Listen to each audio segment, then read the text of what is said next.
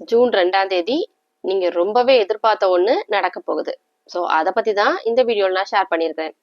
Video skip பண்ணாம ஃபுல்லா பார்த்து தெரிஞ்சுக்கோங்க. இந்த வீடியோல நம்ம பார்க்க போறது மேஷம் ராசிக்கான 2026 வருட ராசி பலன். ராசி பலன் பார்க்கறதுக்கு முன்னாடி சேனலை சப்ஸ்கிரைப் பண்ணாதவங்க சப்ஸ்கிரைப் பண்ணி வச்சுக்கோங்க. அப்போதான் உங்களுக்கு எவ்ரி வீக் அஸ்ட்ராலஜி பத்தின நிறைய இன்ஃபர்மேட்டிவான விஷயங்கள் கூட உடனே நோட்டிஃபை ஆகும். உங்களோட சொந்த ஜாதகத்துக்கு அஸ்ட்ராலஜி பெய்ட் கன்சல்டேஷன் வேணும்னா ஸ்கிரீன்ல தெரியற இந்த வாட்ஸ்அப் நம்பருக்கு நீங்க ரீச் அவுட் பண்ணி உங்களுக்கான அப்பாயின்மெண்ட்டை புக் பண்ணிக்கலாம்.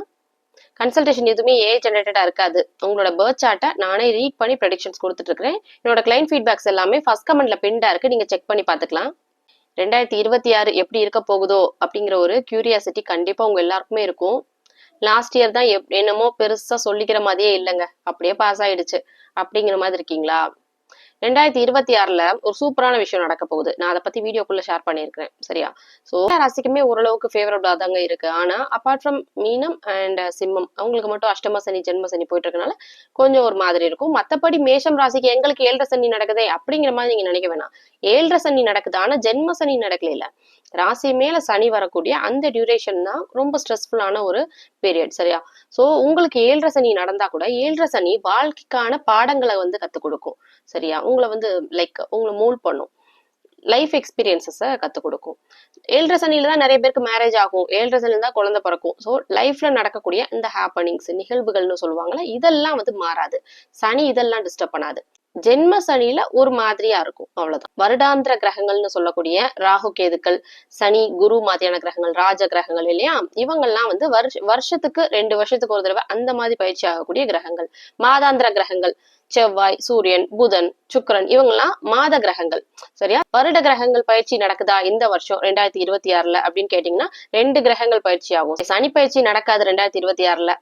குரு பயிற்சி நடக்கும், ஜூன் மாசம் நடக்கும். இந்த வருஷம் நடக்கும் ராகு கேது பயிற்சி, ஆனா டிசம்பர் மாசம் நடக்கும், டிசம்பர் 25ஆம் தேதி நடக்கும். சரியா?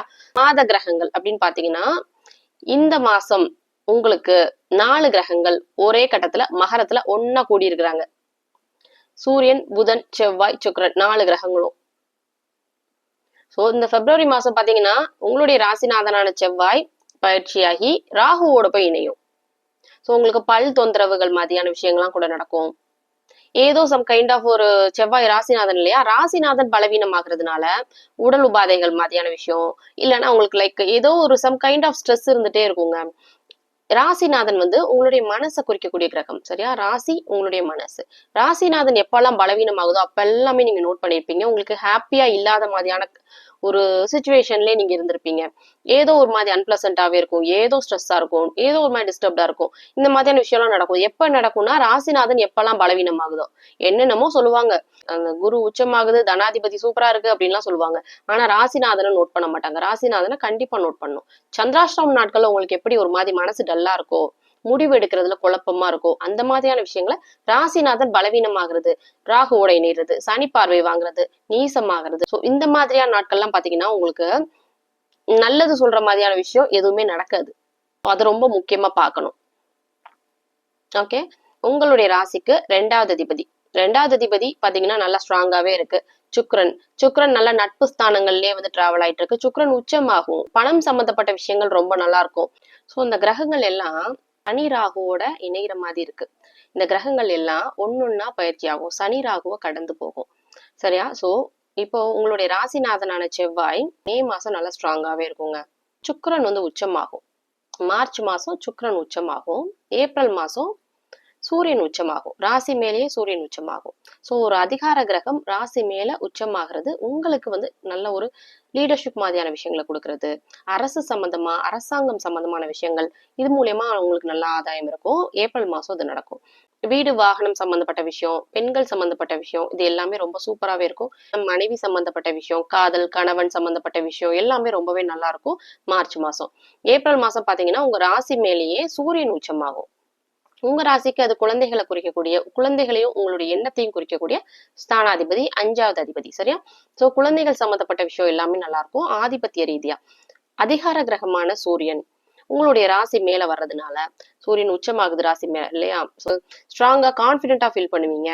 நல்ல லீடர்ஷிப் மாதிரியான விஷயங்கள்லாம் கிடைக்கும். ஆபீஸ்ல ப்ரொமோஷன் கிடைக்கிறது, புதுசா பிசினஸ் ஸ்டார்ட் பண்றது, அரசு சம்பந்தமா, அரசு அதிகாரிகள் சம்பந்தமா அரசியல், இது ரிலேட்டடான விஷயங்கள் எல்லாமே ரொம்ப சூப்பரா இருக்கும் இந்த ஏப்ரல் மாசம் உங்களுக்கு. மே மாசம் உங்களுடைய ராசிநாதனான செவ்வாய் ராசி மேலே வந்து ஆட்சி ஆகும். அதான் எல்லா கிரகங்களும் சனி ராகுவை கடந்து அப்படி வந்துருவாங்க. சோ அந்த மாதிரி உங்களுடைய ராசி மேல உங்களுடைய ராசிநாதன் ஆட்சி ஆகுறதுனால ஆதிபத்திய நன்மைகள் அப்படின்னு பாத்தீங்கன்னா, ராசிநாதன் ஸ்ட்ராங்கா இருக்கு, மனசு சந்தோஷப்படுற மாதிரியான விஷயங்கள்லாம் நடக்கும். உங்க ராசிநாதன் தான், ஆனாலும் துடிப்பு, விவேகம், முன்கோபம் இதெல்லாம் குறிக்கக்கூடிய கிரகம் இல்லையா, அதெல்லாம் செவ்வாயுடைய காரகத்துவம். சோ அந்த காரகத்துவம் உங்களுக்கு இன்னும் அதிகமா இருக்கும் ராசி மேல செவ்வாய் இருக்கிறதுனால. ராசிநாதனா இருந்தா கூட ராசி மேல செவ்வாய் இருக்கிறதுனால செவ்வாயுடைய குணங்கள்லாம் கொஞ்சம் அதிகமா இருக்கும். சோ கொஞ்சம் வாய் தகராறு, வம்பு மாதிரியான விஷயங்கள்லாம் கூட நடக்கும். மே மாசம் கொஞ்சம் கவனமாவே இருந்துக்கோங்க. ஓகே, வருடாந்திர கிரகங்களை பத்தி பாத்திரலாமா? சனி பயிற்சி நடக்காது. 2026 சனி பயிற்சி நடக்காது. குரு பயிற்சி நடக்கும். ஜூன் 2 குரு வந்து பயிற்சி ஆக போகுது. குரு உச்சமாக போகுது கடகராசி மேல. சோ உங்களுடைய ராசிக்கு அது 4வது இடம்.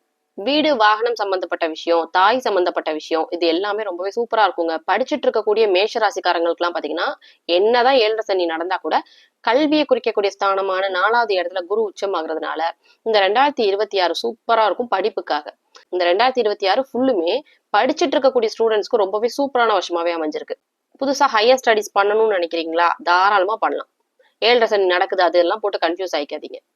ஓகே, சூரியன் வந்து நல்லா ஸ்ட்ராங்கா இருக்கு நீங்க சொன்னீங்களே, அப்ப எனக்கு கவர்மெண்ட் வேலை கிடைச்சிருமா அப்படின்னு நீங்க கேட்க கூடாது. கவர்மெண்ட் வேலை வேணும் அப்படின்னா உங்களுடைய சொந்த ஜாதகத்துல சூரியன் ஸ்ட்ராங்கா இருக்கணும், சிம்மம் ஸ்ட்ராங்கா இருக்கணும், சிம்மம் சுபத்தன்மை அடைஞ்சிருக்கணும், சூரியனும் சிம்மமும் கெட்டு போயிருக்க கூடாது. நான் சூப்பரா படிப்பேங்க, என் ஸ்கூலு காலேஜ் எல்லாத்துலயுமே வந்து நான் தான் வந்து அவுட்ஸ்டாண்டிங் ஸ்டூடெண்ட் அப்படிங்கிற மாதிரி நீங்க சொல்றீங்களா? நீங்க சூப்பரா படிக்கக்கூடிய ஸ்டூடெண்டா இருந்தாலும் உங்களுக்கு சொந்த ஜாதகத்துல கவர்மெண்ட் வேலை வேணும்னா சூரியனும் சிம்மமும் கெட்டு போயிருக்க கூடாது. நீங்களே பாத்திருப்பீங்க, கவர்மெண்ட் ஜாபுக்கு எல்லாம் ட்ரை பண்றவங்களுக்கு எல்லாம் சில பேரு ஆவரேஜா படிப்பாங்க, அவங்க ஈஸியா கிளியர் பண்ணிட்டு போயிருவாங்க. ஆனா டாப்பர்ஸால அது பண்ண முடியாது. ஏன் பண்ண முடியல அப்படின்னா சொந்த ஜாதகத்துல அந்த அமைப்பு இருக்காது. அதுதான். உங்களுக்கு என்ன தொழில் செட் ஆகும், உங்களுக்கு என்ன மாதிரியான ஃபீல்ட் ஆஃப் இன்ட்ரெஸ்ட் இருக்கும், உங்களுக்கு எது கரெக்டான ஃபீல்டு, இதெல்லாம் அஸ்ட்ராலஜில சொல்ல முடியும். இப்ப நீங்க பாலிடிக்ஸ் பண்ணணும்னு நினைக்கிறீங்களா? பாலிடிக்ஸ்ல எனக்கு ஸ்கோப் இருக்கா அப்படின்னு கேட்டீங்கன்னா அதுக்கும் சூரியனும் சிம்மமும் ஸ்ட்ராங்கா இருக்கணும். அரசியல்வாதிகள் எல்லார் ஜாதகத்திலயுமே இந்த சூரியனும் சிம்மமும் நல்லா இருக்கும். நிறைய பாலிட்டிஷியன் எல்லாம் வந்து கன்சல்டேஷனுக்கு வருவாங்க. சோ அவங்க ஜாதகத்துல பார்த்தா ஏதாவது ஒண்ணாவது இருக்கணும். அட்லீஸ்ட் சிம்மம் இல்லைன்னா சூரியன். இந்த ஆதிபத்தியங்களும் நல்லா இருக்கும். சோ உங்களுடைய ராசிக்கு அது 12வது அதிபதி. மேஷ ராசியை பொறுத்த வரைக்கும் குரு 9, 12வது அதிபதி. பாக்கியாதிபதியும் குரு தான். பாக்கியாதிபதியும் 12வது அதிபதியுமான குரு உச்சமாகிறதுனால பாக்கியங்கள் இருக்கும். வெளிநாடு சம்பந்தப்பட்ட விஷயங்கள் எல்லாமே நல்லா இருக்கும். பூர்வீகத்திலே கூட லேண்ட் வாங்குறது மாதிரியான விஷயங்கள்லாம் கூட பண்ணுவீங்க. குழந்தை பிறக்காதவங்களுக்கு எல்லாம் பாத்தீங்கன்னா குழந்தை பிறக்கிறதுக்கான பாசிபிலிட்டி இருக்கு. ஏன்னா புத்திரகாரகன் குரு, சரியா? குரு வந்து உச்சமாகிறதுனால குழந்தைகள் சார்ந்த விஷயமும் ரொம்ப நல்லா இருக்கும். ஆனாலும் உங்களுடைய பார்ட்னரோட ஜாதகத்தையும் சேர்த்து வச்சுதான் பார்க்க முடியும். குழந்தை சம்பந்தப்பட்ட விஷயத்துல உங்களுக்கு அந்த கனெக்ஷன் வருதா? இப்ப பேரண்ட் ஆகுறாங்கன்னா 2 பேரும் பேரண்ட் ஆகுறாங்க இல்லையா?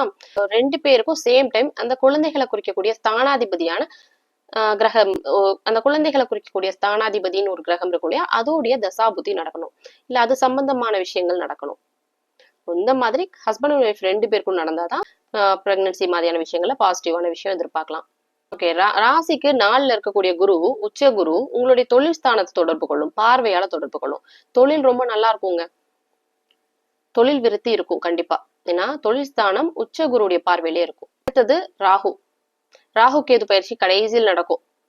என்னதான் ராகு கேது பயிற்சி நடந்தா கூட அதுக்கு அடுத்து ஒரு 15 நாளைக்கு அதோட எஃபெக்ட் இருக்கதான் செய்யும். ஆஃப்டர் எஃபெக்ட்னு சொல்லுவோம்ல, அது இருக்கும். கும்பம் மேல இருக்கக்கூடிய ராகு மகரம் மேல வரும். டிசம்பர் மாசம் அது நடக்கும். தொழில் வந்து கெட்டு போயிடுமா? தொழில் ஸ்தானத்துக்கு தான் ராகு வரும் பயிற்சியாகி. ராகு கேது பயிற்சியில ராகு உங்களுடைய தொழில் ஸ்தானத்துக்கு வரும், மகரம் ராசி மேல வரும். கேது உங்களுடைய ராசிக்கு 4வது இடத்துக்கு வரும், குருவோட சேர்ந்து இணையும். இந்த வருஷ கடைசியில அது நடக்கும். தொழில் ஸ்தானத்துக்கு ராகு வருதே, அப்ப தொழில் கெட்டு போயிடுமா அப்படிங்கிற மாதிரி கேட்கக்கூடாது. இந்த வருஷ கடைசியில தான் அது நடக்க போகுது. இருந்தா கூட அது குருவுடைய பார்வையில தான் இருக்கும். உச்ச குருவுடைய பார்வையில தான் அந்த ராகு இருக்கும். சோ தொழில் விஷயங்கள் சூப்பராகவே இருக்கும் இந்த ஒரு வருஷத்துக்கு. நான் தமிழ்ல சொன்ன அந்த விஷயம் ஜூன் 2 நடக்க போகுது. நீங்க எல்லாரும் ரொம்ப கியூரியஸா எதிர்பார்த்த குரு பயிற்சி நடக்க போகுது. குரு பயிற்சினாலே ஒரு எதிர்பார்ப்பு இருக்கதானே செய்யும் எல்லாருக்குமே. குரு வந்து பாத்தீங்கன்னா உச்சமாகும். எந்த ஒரு பாவ கிரகமுமே உச்சமாக கூடாது. பாவ கிரகங்கள் நீசமாகணும். சோ பாவ கிரகங்கள் சனி செவ்வாய் மாதிரியான கிரகங்கள் நீசமாகணும். அது யாருக்கு ராசிநாதனா வருதோ அவங்க கொஞ்சம் பாதிக்கப்படுவாங்க. மற்ற ராசிக்காரங்களுக்கு அதோடைய தாக்கம் இருக்காது. ஆனா சுப கிரகங்கள் குரு உச்சமாகணும், சுக்கிரன் உச்சமாகணும், என்னதான் இருந்தாலும் அவங்க வந்து இயற்கை சுபர்கள் இல்லையா? சோ அவங்களுக்கு பாத்தீங்கன்னா எல்லா ராசிகளுக்கும் நல்லது செய்யக்கூடிய அந்த தன்மை இருக்கும். அதுவும் ஆதிபத்திய விசேஷங்கள் லக்ன யோகர்கள்னு சொல்லுவாங்கல்ல, அவங்களுக்கு நன்மைகளை இன்னும் அதிகமா கொடுக்கும். நான் சொன்ன இந்த விஷயங்கள் எல்லாம் உங்களுக்கு ரெசனேட் ஆச்சுன்னா எனக்கு உங்களுடைய ஒப்பீனியனை கமெண்ட்ல சொல்லுங்க. உங்களோட சொந்த ஜாதகத்துக்கு அஸ்ட்ராலஜி பெய்ட் கன்சல்டேஷன் வேணும்னா ஸ்கிரீன்ல தெரியுற இந்த வாட்ஸ்அப் நம்பருக்கு நீங்க ரீச் அவுட் பண்ணலாம். மற்ற ராசிக்கான ராசி பலன் வீடியோ லிங்க் ஃபர்ஸ்ட் கமெண்ட்ல பின்டா இருக்கு. You can check them out.